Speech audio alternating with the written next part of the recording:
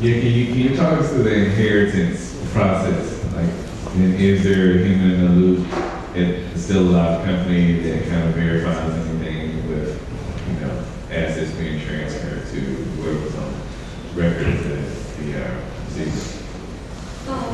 Okay. You can set up your inheritance to your friend, your child, or even an automatic agent. So that if you are kind of not that active, and the smart contract will automatically send your ultra access to the applications, so that the assets will not be wasted, and people even for like for an institution or agent, they can still set up like a still alive smart contract or use these services, so that if the agent is not active anymore, the asset will be transferred to the beneficiaries. And everything is on chain, is transparent, so people can trust that this fund is safe and can always be taken care of.